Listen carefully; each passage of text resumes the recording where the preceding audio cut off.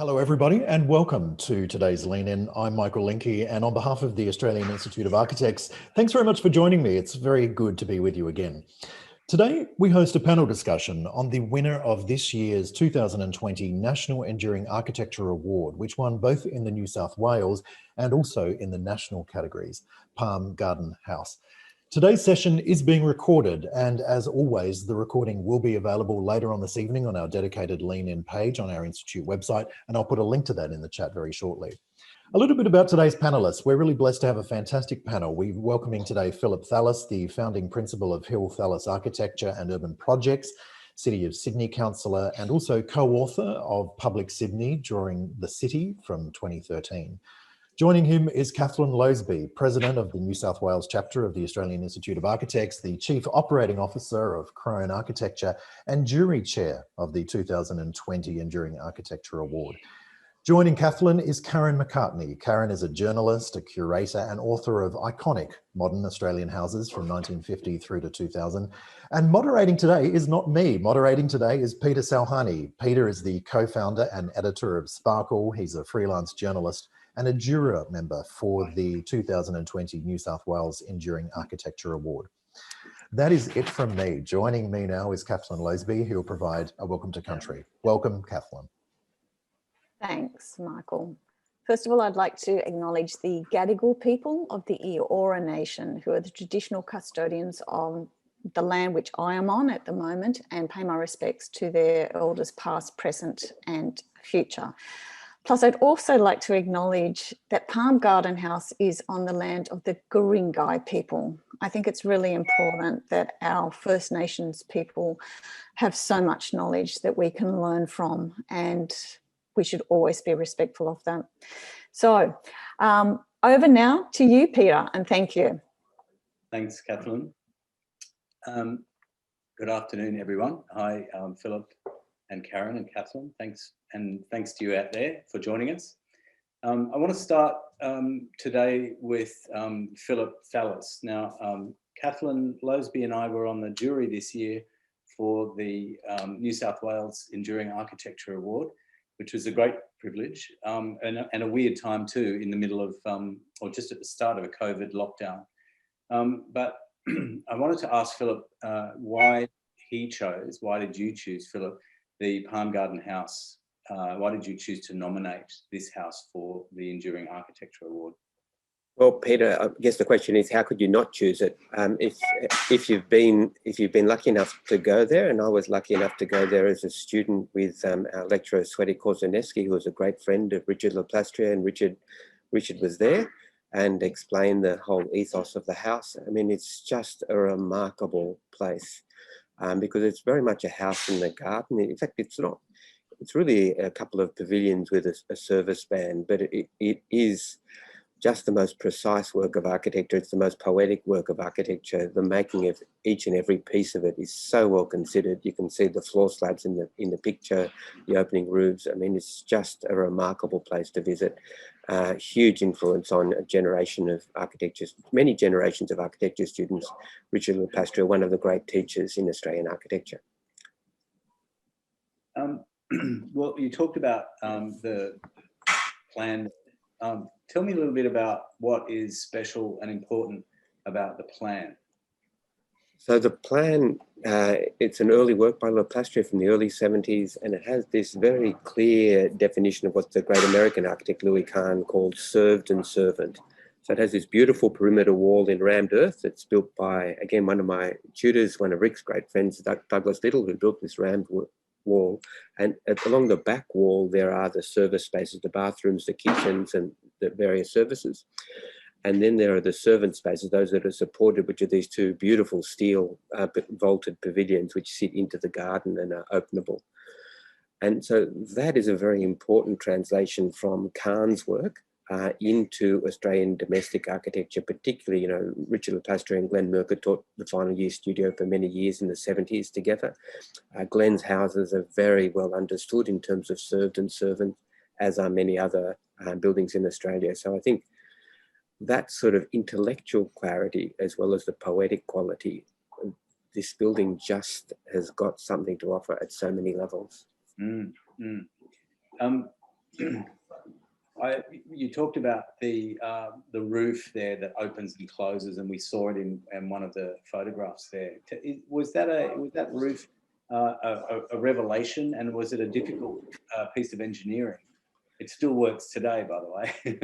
Well, it's built in, the panels are a canvas. I mean, when you actually go there, it's actually very precise engineering. It's not sort of hokey, it's not sort of bush carpentry. This is actually, remember, Leplastrier had worked with Utzon on the Opera House. He'd actually done the schemes for Utzon's own house in Bayview, which wasn't realised. He'd done the drawings for that. He'd worked in Japan. He's quite technologically adept. And so the precision of the steelwork is fantastic. The fact that it still works, almost 50 years after, is a testament to its skill, but it's also very direct in terms of its geometry. So its rotation is just a pure following the circle. I want to, thanks, Phillip. Kathlyn, Loseby, you and I visited this house as part of our awards duty. What were your first impressions when you entered the house? Interesting question, because this is just at the beginning of COVID. COVID hadn't really hit, but we knew that it was around. So we had a few different buildings to go and look at. And when I first went to Palm Garden House, of course, you come up to the outside of it and you've got no idea really of what's behind there. It's a solid rammed earth wall that greets you against the street. You can just see the arch popping up over the top of it at the background. And there's obviously lots of palms around. The entrance is obviously reflective of the time that Rick had spent in Japan. So you cross over a threshold to a decked walkway, which is the spine, walking down that spine and then through the opening.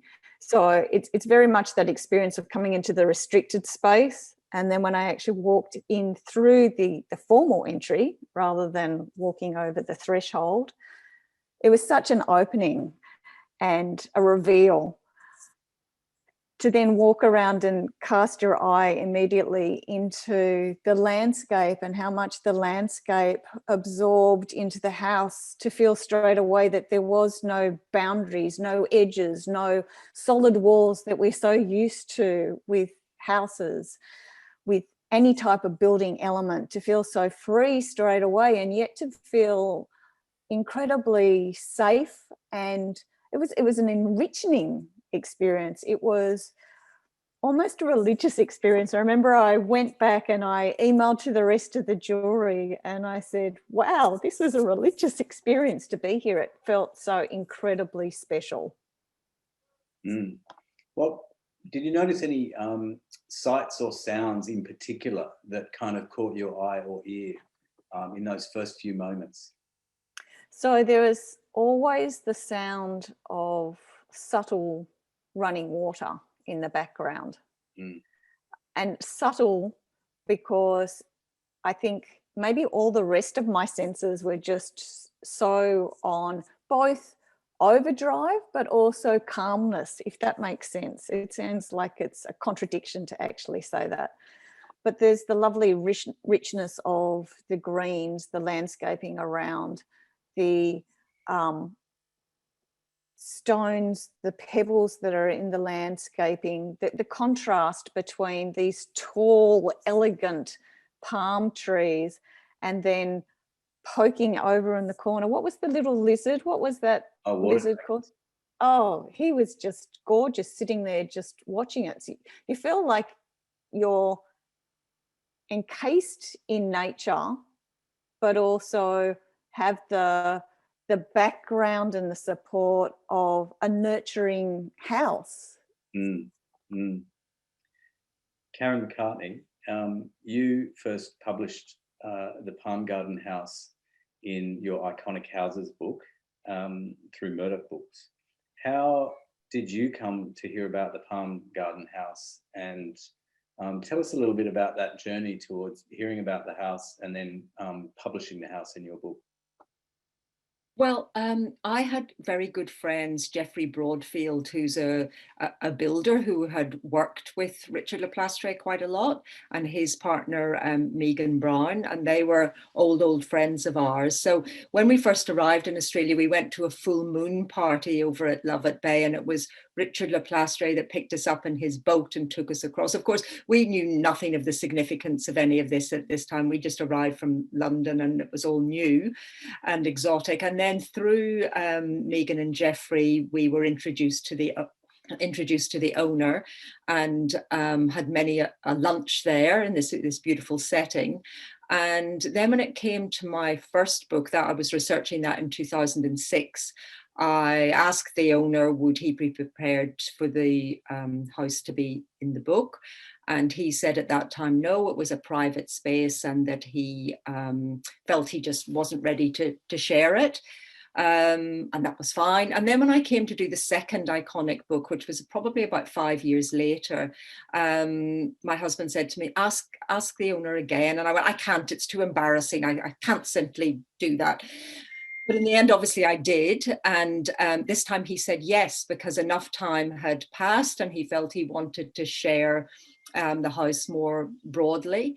And of course, he'd seen the first book, so he'd sort of seen how it would be treated and how the words were and so forth. So we worked very closely with him on the photography, which he loved, by the photography by Michael Wee. And then, of course, the words were interviews with him, interviews with Richard, and interviews with them both together. And so that combination really gave me a great sense of how the place came to be. Karen, what do you think, how do you think the house responds to what I think is a rather suburban setting?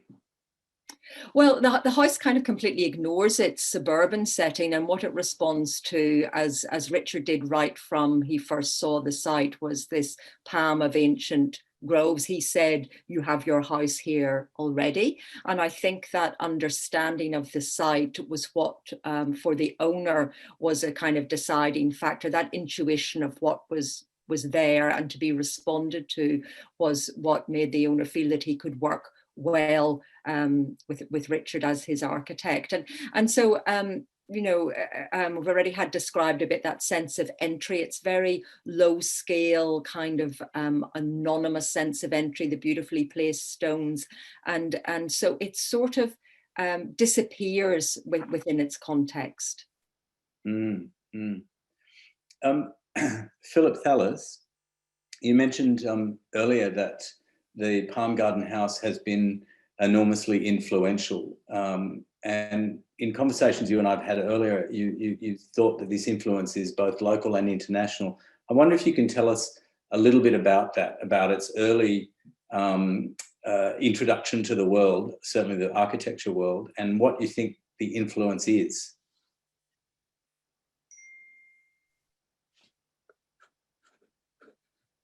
Hello, Phillip.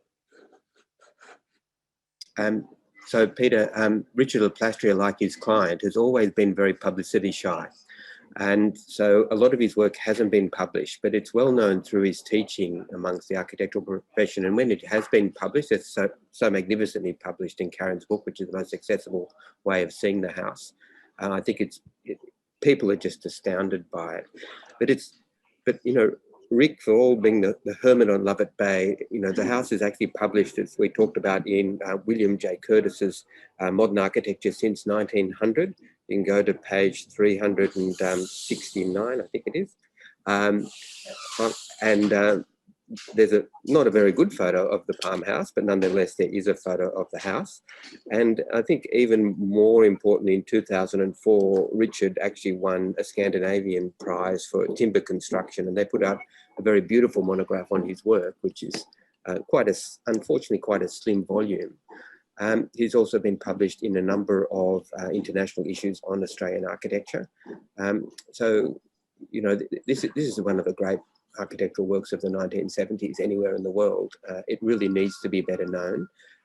Richard's reticence to date, you know, that's just him. I think this award really is, in a sense, a compensation for that reticence. And it's trying to bring this house to a wider audience. And I think that that's why I was so keen to support it. And as you can see from everyone's comments, everyone who's been there is just incredibly touched by its beauty and its clarity. Kathlyn, Philip's talked there about, you know, his eagerness to enter this or nominate this into the awards program to bring it to greater attention. What do you think, what role do you think architecture awards play outside the profession? Oh, okay. So two things there. One's architecture awards and the other one is enduring architecture award. And the enduring architecture award is incredibly important, absolutely vital for our culture to recognise the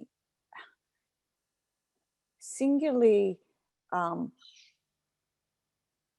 unrecognised elements of our built environment that would otherwise just disappear. And we've seen far too many examples of this in our history of really good quality buildings that, because at the present time they financially don't make the market, or they don't hit the latest press for the most attractive modern advantages. So therefore, let's get rid of it. And I think that a quality building such as Palm Garden House, such as Sirius that won the award a couple of years ago, to get a national or a state recognition by the Australian Institute of Architects, which is thought of as the highest recognition of architectural built environment in Australia, is one incredibly crucial step. There are other many steps as well. So in terms of New South Wales Heritage Council recognition to help protect a building so that we can recognise it's not just the architectural significance, there's a social significance of what this building represents. It's an environmental significance, a sustainable significance. This building has also influenced so many architects, whether they've studied locally. I know I went to University of Sydney and never had the luck of actually visiting this house until this year.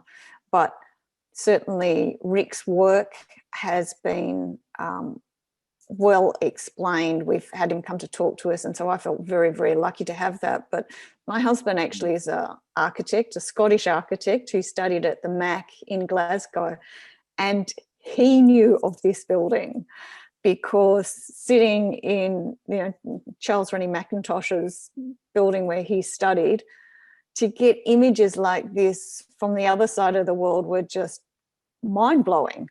So it helps us as a culture to recognise things that we just take for granted. And it means that hopefully it helps us to protect those buildings as well. Yeah, it's true.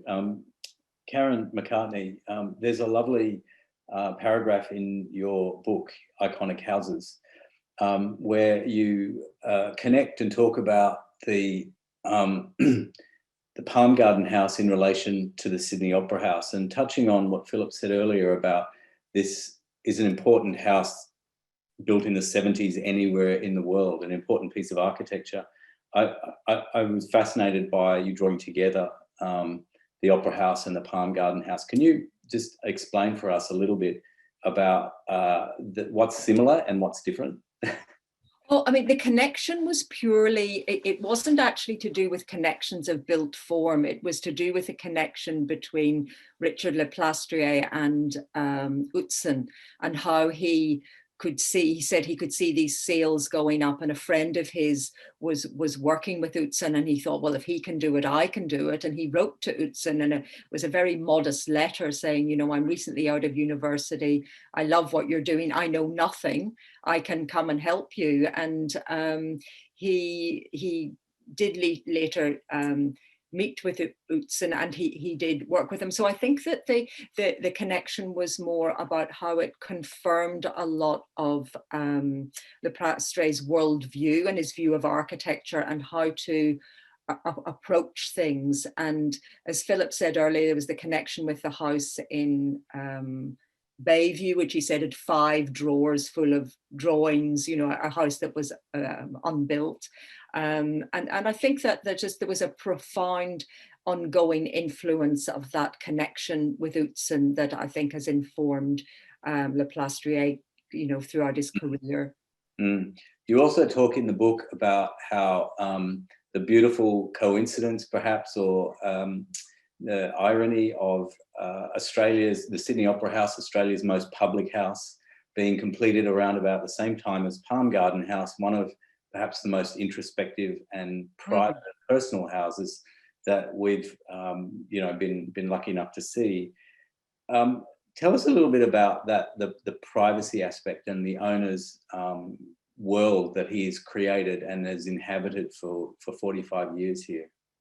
I mean, I think that sort of privacy and the desire to create a kind of contained environment was right from the outset. And I think there was a lovely story when they were having difficulty persuading the council that they should have that perimeter wall. They arranged, when the council were there to look at the site, they arranged for a friend with a very noisy motorbike to drive down the road, so that the noise level was ramped up, and hence the necessity for the wall was enhanced.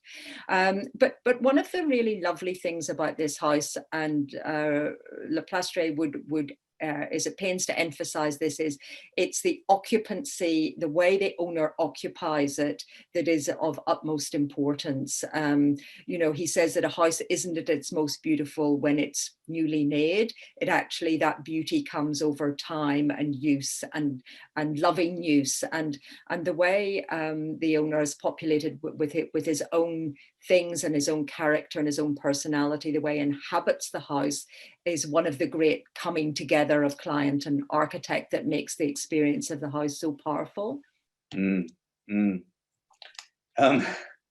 Yes, Phillip, Thalis, on that point of doing dodgy things to get council approval, when we visited, Richard told us that daring to build the house in the way that he did was a young man's folly, and that if he had his time again, with the wisdom of hindsight, perhaps he would do things differently. It feels like an improbable, beautiful relic, this house, and yet it is robust and still working. Do you think a house like this could ever be built today? Oh, yes, it easily could. I think it really resonates with a lot of environmental concerns, a lot of living small concerns, the respect for landscape, all of a sudden burgeoning respect for country as well. I think that this house, actually, its timeless qualities means that it actually, if anything, is resonating more, just as strongly with the values of today. It would have problems with technical things such as the energy rules. And I think the way around that would be simply not to call it a house at all, call it a pavilion, because it doesn't really have a perimeter. So how can you measure it? So, but its energy footprint is just so tiny. It's basically a garden with a couple of pavilions in it. And I think to emphasize the landscape as well, that it's just so finely judged that the buildings actually cluster along one edge, and that would probably be, with setbacks and the like, a problem with councils today. But really, we need everybody to have a lot more discretion when they see something exceptional, which doesn't simply tick boxes, which has an exceptional quality, which this house manifestly does.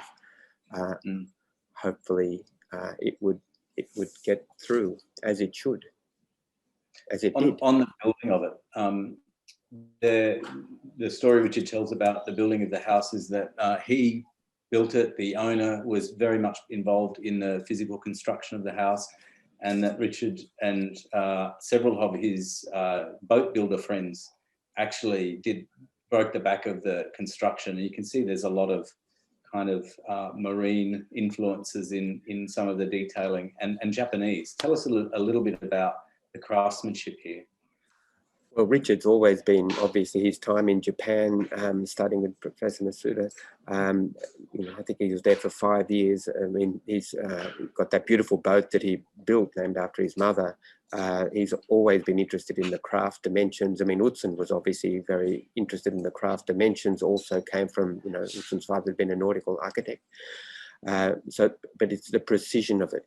And so when you saw in those photos, one of the things that really struck me, for instance, are those precast terrazzo floor slabs. Mm. I mean, they're incredibly shaped and coordinated with the steelwork. Everything's down to a couple of mil. And these photos are recent, you know, nothing's actually moved in the interim.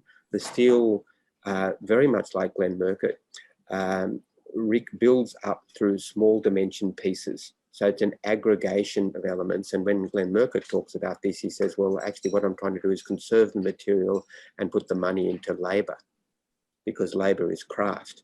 And I think this house does it remarkably well. The other thing that Richard always talks about is how Australian houses are sort of overlit. It's a dark site. It's, you know, heavily vegetated. It's in a gully and the like.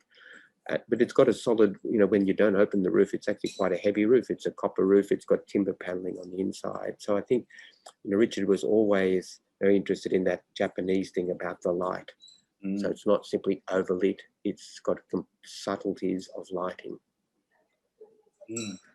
Kathlyn, we looked at this house in the context of a sort of an impending COVID lockdown, and you and I talked about this. I'm interested in what you think the role of, you know, the current zeitgeist at any particular year plays in the minds of a jury when they're assessing projects.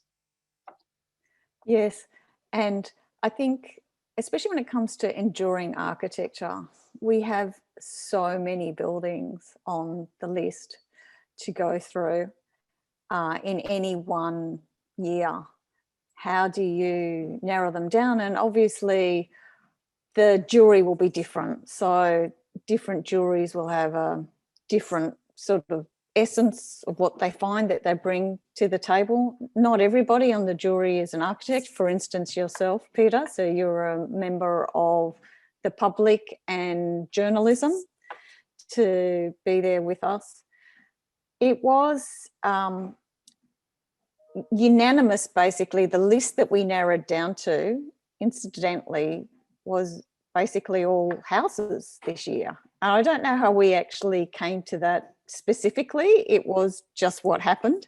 Was it because COVID had meant that we were all suddenly thrust to work from home, and the idea of your home and your environment became so crucial? I think when we then actually went to go and see Palm Garden, that idea of sanctuary was really important. And so one of the immediate thoughts I had was, wow, you know, if this was my home, I could easily live out all of COVID working from home here. But if I think about the Enduring Award Architecture juries that I've been on, so I've been on the last 3. Last year's one we gave to 350 George Street, which is a 19th century building built in the American Romanesque. It's top lit with this beautiful atrium that reminds me of the Bradbury building in LA. And that was right at the time that we had the construction crisis, and there was a spate of about over 3 months, we had 35 buildings in in New South Wales that were cracking and all the rest of it. And here was a building that was so robust and so strong it was going to stand forever. So that seemed to be the building that we chose. Everyone just led towards that one. And the year before that, it was the Sirius building. And interestingly, at the time, that's when we were going through all those concerns of this building was going to be pulled down. And I don't even think that it had a Heritage Council listing at the time. So that was quite unanimous again on the jury that would be the building that would be chosen. But you can see just in those last 3 years, there's quite a distinct difference with all of those buildings, but there's very much an essence of that time and why it is important. And I think it's actually really good to reflect that. Mm. Karen, as an author and a curator of magazines and books, you've gotten to publish and tell the stories of so many amazing spaces, large and small, humble and grand, with a bit of a focus on the mid-century and onwards. What for you is the essence of the Palm Garden House that's so unique? I think it's this relationship to its site, to its garden, to, you know, it does give you a kind of emotional charge every time you go there. You kind of, I mean, you don't tire of the experience of the house. And so it's not just its physical attributes, it's how you feel in it, and also the generosity of the owner and the atmosphere that he creates around it. They kind of go hand in hand. And so, yes, I've seen lots of places, but this one is a little beautiful miracle. And even when you read about how it came about, it's that sliding doors. It could have so easily not have happened, and it really relied on the character of the owner who commissioned it, and Richard's time of life in a way, and how he poured his energy into this. You know, it was his first job coming back from overseas, and so he really, this was it, this was everything, and I think it feels like it's everything. And also the owner, he, you know, it would be cold in winter, you know, it's not got the beauty kind of overrides some of the actual day-to-day difficulties. You know, it is beautifully maintained, and actually Jeffrey and Megan are still involved in that maintenance, and so the enduring nature comes from the enduring care, and that is really that mantle that the owner has taken to guarantee that all happens. It's not falling apart because it's never been allowed to. It's a really important point, isn't it? The point you make about care. Phillip, I want to ask you, in a country as young, a society as young as Australia and yet as old as Australia, what actually do you think enduring architecture means? Well, I think that really brings a cultural question, and it goes to some of the comments about heritage, that really our idea of heritage is the only way, it's our only benchmark of measuring things of quality that are worth keeping. But I think it's a bit of a limited concept, and I think Richard might be quite not necessarily all that favourable to heritage listing because it's like something in the past. I think he, like some other architects, would think, well, you know, it's a house that probably could evolve. It has been frozen in time for 50 years due to its ownership and the care that's been manifested on it. But really we need, I think, a broader mindset than just heritage, thinking about things of qualities. And heritage has become, I think, very successfully codified. This doesn't, you know, you can fit it into the categories fairly easily. Obviously, aesthetically, it's exceptional. But really, I think we need a broader valuing of architecture, the city and nature. And again, remember here the garden and the ecology of keeping it. It's actually got water flowing through the side, as we've heard. So it's a total environment, really. And I think that goes beyond just a sort of, you know, a couple of paragraphs. I mean, architecture in the city, it's not an essay subject. You know, it's one of culture. And I think that, you know, that's something that Richard has always emphasised. And he's just been so generous with his time, as people have said. And any, you know, when you go, I was lucky enough to go to his birthday party. There were hundreds and hundreds of people there coming and going all day. I mean, he has this extraordinary generosity. This is really a gift to Australia. The question of culture there, and that we need to value not just buildings but places in a total sort of environment, landscape, built structure, etc. Culturally, how do you suggest, what, as you're a city councillor as well as an architect and urban designer, how can our culture start to adopt and embrace what we already have, as well as allowing it to evolve in a way that's meaningful beyond sort of a heritage listing? Well, I think, you know, the other great thing with houses in Australia is that they're real estate. and they're sold as commodities, and they're expressed in terms of number of bedrooms, number of bathrooms, number of cars. This house is completely antithetical to all of that value system, and I think that that's something also worth thinking about. And so we have been a nation of home owners, and that's all these renovation shows. This house doesn't need renovating after 50 years. It doesn't have the bedrooms. It just doesn't have any of that paraphernalia. It doesn't have air conditioning. What an anathema. It's got a sensibility to place, to time, to the landscape, to the movement of water, to the movement of light through the day. It's just talking about other values, about simply living or being somewhere, because it's not, in a sense, a home even. It's homeliness isn't a word you'd really use about it.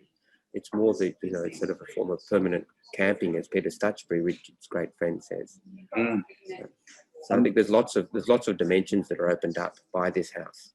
Yeah, that brings us to an interesting question we've got in from someone who's in the audience, and I guess I'll throw this open to all three of you. The question says, I'm curious as to why the panel thinks we don't have more contemporary architecture like this, given the Palm Garden House's profound and enduring influence. Who'd like to start on a response there? Yeah, I'll say something. Thanks, Peter. Well, is that because we don't question ourselves as an architectural profession? Is it because our clients come with an idea that we want 3 bedrooms and a rumpus room, and we don't say to them, well, have you considered something different? Or is it also because of who the client is? So one really wonderful experience that I've had out of my role as the president was to actually meet the owner of this house, who I think is an incredibly special person. And this reflects him and his space. And I completely disagree actually with Phillip saying that it isn't a home. I think it's an incredible home. I love it. I love everything about it, down to reflecting the owner from the tapestries that he's made. It doesn't have homeliness, I guess is what I meant, Kathlyn, in the contemporary, in the sort of accepted sense. Right. Certainly they've made it a home, but not through, the way that homes are expressed in contemporary society or media. And maybe that's where the question comes from. Why do we not see other buildings that are like this? Because it comes from what the expectation is from who's going to use the space. So it's probably both. It's who the client is, and this is a very special owner, to how do we question when we have clients to ask us what they want. But it's also what their expectations are as well. So, if you're on this road of you finish uni, you work, you buy a house, you have your 3 kids or your 2.4 kids, and then you pay the mortgage off and you do this, that's different to somebody that actually wants to think outside of that box. And this owner is somebody who likes to travel, likes to experience things overseas, to see what there is, and then come back and have your own zen and special place, which this is. Karen, you've seen many houses in your career as a curator and author. Do you think we lack contemporary houses like this, or do you think that they're just hidden away, obscure little gems that we have to wait to discover? Well, I think that I'm sure that, there are dotted around lots of obscure, not lots, but, some obscure little gems like this.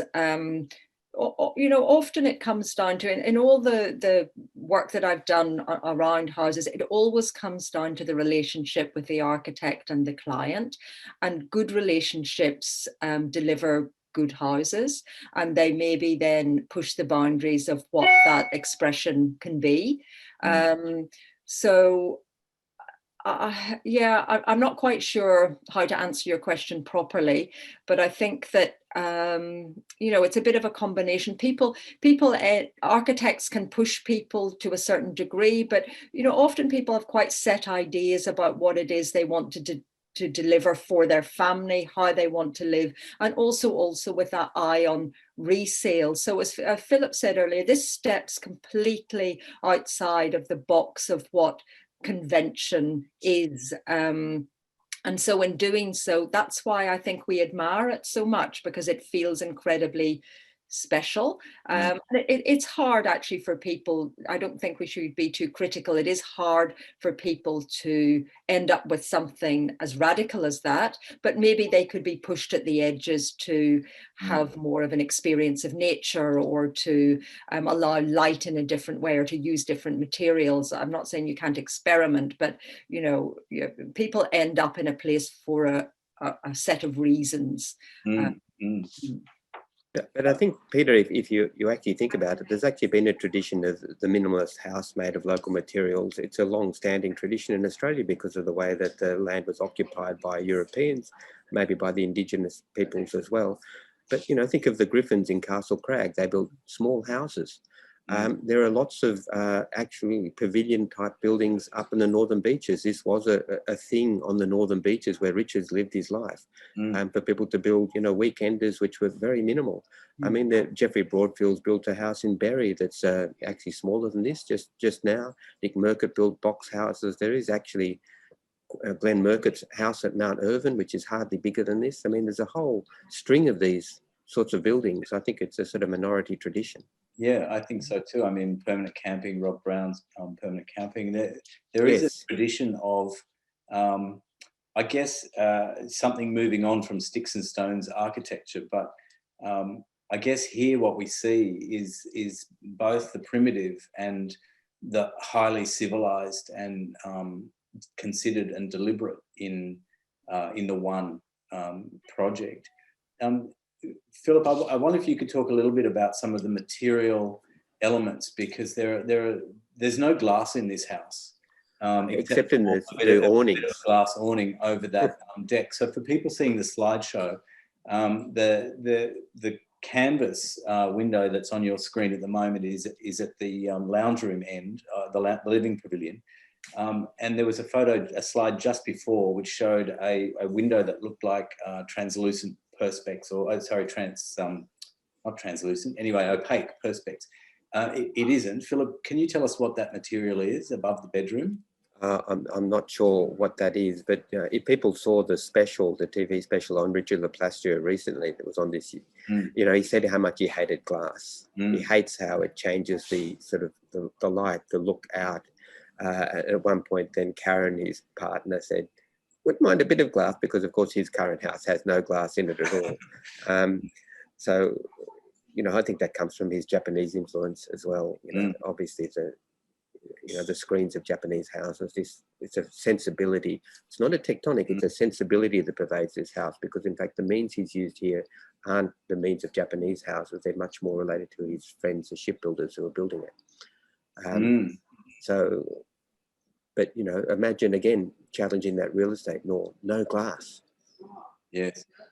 Well, it's difficult. It's a house that's difficult to lock up, because the compound is the house in a way. Yeah. The walls are either fabric or sliding timber. They roll down like sails. But that's where that solid wall out the front is. That's your boundary. That's the security. That's the threshold that you go over, both physically and, you know, mentally. That wall separates you. Now, we have a question here. I'm going to try and repeat the question, or pose the question.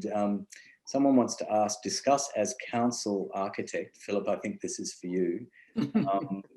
Do you get involved in advice on setback variations? It's a very no, we don't get involved in any small things like that, but I am quite obsessed about not thinking of architecture, how to break the sort of straitjacket of planning on architecture. I don't think planning actually as a culture encourages architecture. I think it encourages too much mediocrity and box ticking.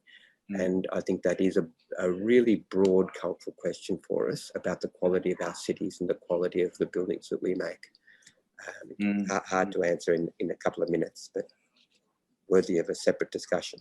Yes. Well, I mean, in that way, that's another way that really the house is quite radical in its quite quiet way, in that it does challenge that contemporary notion. That's my question earlier about could this get built today? It is radical in that way, and I guess that was what Rick was saying about it being a young man's folly. There's a shot on the screen now showing, I think it's a cassowary just to the right hand side. Now, Karen, I wonder if you could tell us about what we're looking at there, what that creature is. I think you're right. I think it is a cassowary. I mean, it just the owner is a collector, and you can see, as we were talking about earlier, the rug that he has made under the table there, and the table is actually made by Geoffrey Broadfield from an ancient timber that's sort of ebonized. So he has these kind of just beautiful things that sort of seem to populate the place in an almost incidental, casual, it's the opposite of an interior design set up place. It's got this kind of incidental beauty that and it's the lovely Clement Meadmore sculpture, and so just things, and those, I think we saw in an earlier picture, those whale blubber big vessels. So there's this mix of things. There's Joe Colombo tables in another shot. So this kind of bringing together of quite diverse elements, but somehow they all find a wonderful space within the house and its surrounds. Kathlyn, did you want to say something there? Yes, thanks. I just got a text message from the owner saying one of Rick's quotes is that glass isn't glass unless it's clean. And I had a bit of a joke because I looked around my house here and thought, yep, I know what that means. At least he never has to worry about cleaning the windows. It's true. Gosh, it's been so interesting talking to all of you. I'm wondering whether we've got any more questions coming in from the audience. Yes, there's one here from Oliver. Can one of the panelists explain how the roof opens and closes, please? I think I've seen it happen, but Phillip, you might be able to explain the mechanics behind it. You're testing my memory there, Kathlyn. I remember Rick doing it when we went there. I can't remember exactly how he did it. He's very tall, but obviously it's running on a separate structure. But Peter? Geoffrey opened it when we went to see it, and there's a few of our photos taken from up in the roof, but it's basically a pulley system, a retracting kind of pulley that you winch back the roof, and it's incredibly heavy. So completely manual, still happens that way. And one of the shots we had earlier was taken on the roof, and you were looking down the side of the awning, which was covered in lichen. I don't know whether we can cue that shot up, Kat, but incredibly beautiful, isn't it? It's like the whole experience. It's the building itself becomes part of nature. It totally becomes part of nature. So there she's trying to cue that up now. So the canvas blind is on occasion completely covered in lichen. This is only the second dressing. So whilst the mechanism 27. Yeah, that one there. So you can see that's the blind before it's been opened, and you can see all the lichen covering the canvas blind. So in 48 years, this has been recanvassed only once, they told us. So pretty good life out of fabric. I remember walking on that roof when I was a student, because it's got actually a walking board in the middle, and then it's got a double, what you call a box gutter, but it's just a beautiful bell shape, and on the underside it's lined in timber in a very beautiful way. Yeah, it's like two upturned canoes on the underside. Absolutely. All those timbers are in such beautiful condition. Yes. They're so mellow and lustrous. And the copper roof too, which you can see in the photo. So you can also see the mechanism of the wheel that runs over the track on the roof there. Yes, you can see it in the photo there now. Yes, rolled copper, corrugated copper roof. Yeah. All right. So are there any further questions on anyone else's feed coming through? I think that the other question about that reflects the nature of the client. I think I have never met the client, but obviously Karen might want to speak to this. But you know, houses are very personal. It's what distinguishes them. So maybe Karen could talk a bit about the client. Though he's listening in apparently. I can say some terrible things.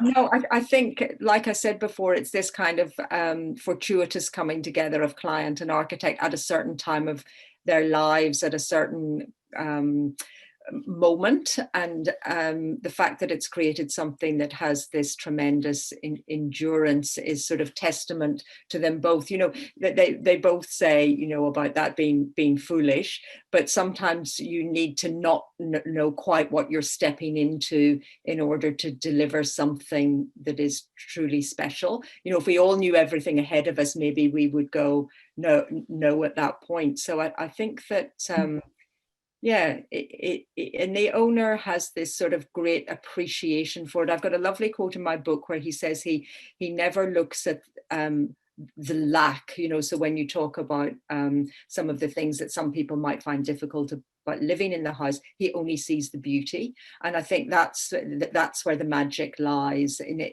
his enduring appreciation of the space. And as Richard said, the way he inhabits it, those two things coming together in a way have given you your award because of, you know, it's not only has the building endured, but the relationship has endured, and so the outcome is allowed to happen, sort of thing, as a result of those things. Thank you, Karen. I think we might start to wrap it up there, but we have a treat for everyone, a little short video. I just want to say, on behalf of Kathlyn and myself, we were able to actually gain access to the owner and to the house itself with the very generous help of Karen, who spoke to him on our behalf and said, look, we'd really like to come in and have a look, and we don't want to invade your privacy. So Karen, thanks very much for allowing the house to have this kind of second life in a way, and to share it with so many people. And obviously for Kathlyn for being, you know, the jury chair and steering that conversation and decision. Clearly, a house of the house is a very personal story, and as Karen said, the relationship has endured 45 years. And Kathlyn and I sat down and spoke with the owner and Phillip and the owner and Richard in the house very briefly, and so we've got a little grab of that on video, which we'd like to share with you as the conclusion to today's talk.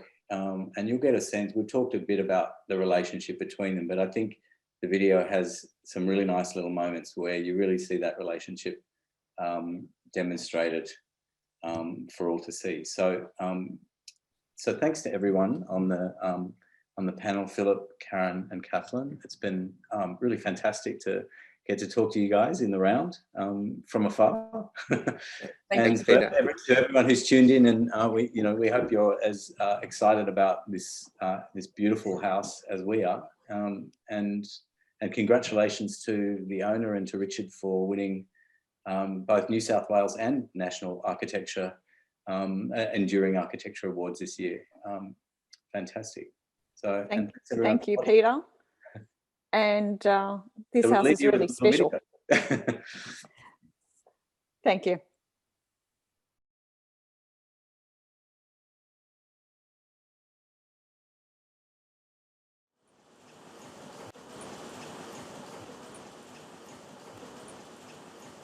Enduring Architecture New South Wales Award 2020. This is a seminal project. We're really excited that Palm House will receive this award. David, how do you feel about this? Well, I wonder about the word enduring. Two old men sitting here talking about the project they did 45 years ago gives you a clue about endurance. We're still friends. We still understand each other's words. So That to me is enduring. What ideas did you already have about the sort of house you wanted here? And how did those ideas evolve as the plan between the two of you developed? It was really a desire to have a house, the 5-row garage with a clapping in, and bringing land values down around so through hippies. And when Rick's, one of his first remarks, we were sitting in the garden when he came down, having a drunken lunch, and they said, "You've already got the house here. The palm trees are your canopy, is your roof. You need a shelter and storage." And I forgot any preconceived ideas I had about the house. This idea took over immediately, and for me, it went from there. Bear in mind too that when we first met here, there was no wall. There was a low wire fence, rusted around the edges, and then the old garage. And I parked the old Volkswagen Beetle outside and came to the edge of where that wire fence was and stepped over it and walked into the garden. And that was the first time that I met you. And you were down in that end of the garden, I remember very clearly, and you were bending over in the garden putting plants in, because David's a gardener, always has been. And all I could see is the arch of the back. It was very like Rousseau's paintings. That was the first time, and so I met David in the garden at work, which is where it all began. The word garden comes from guarding. To guard something like kindergarten, for example, is the guarding of the children. And the garden here has been your guardian for all of that time. And so the house is at the edges of that garden, which is the heart, and it sort of breaks down on its edges, the house, like a mirage does. David, can I ask you, how then has this building shaped the way you've occupied it over all these years? You go and try and put a nail or a screw into this building, and you can't. It repels you, or you cannot do it. The building has its own strength, and you live in it and with it. So do you feel it's benevolent to you? Oh, totally. Totally. Rick, you had a very strong sense the house should be as frail as possible and the garden should be the strength on the site, and yet here we are 45 years later. Is the idea of fragility in the way that the house appeared rather than the way the house was? You know, you can only feel the fragility of this place if you look at the strength of the wall. And that they go together, they're like two instruments, and they're very different instruments. It's a duet of some sort. But at the same time, it is harbouring a life which belongs to the garden, nature, and the growing of things, and the circle and society of friends. Was this project the first completed project after your return from living in Japan? No, I made a house for Roscoe Spencer on the other side of Swiftwater.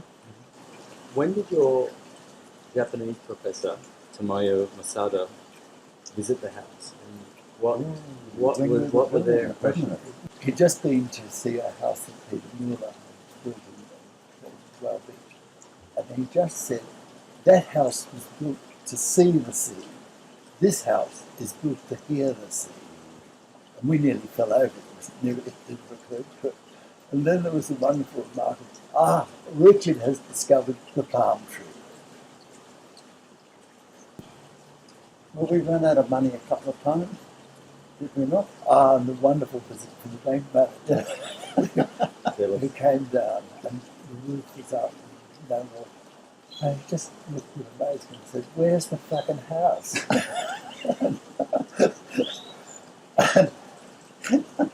He said, "Do what you like." So he was wonderful. He made it all possible. That manager's a different there. Yeah.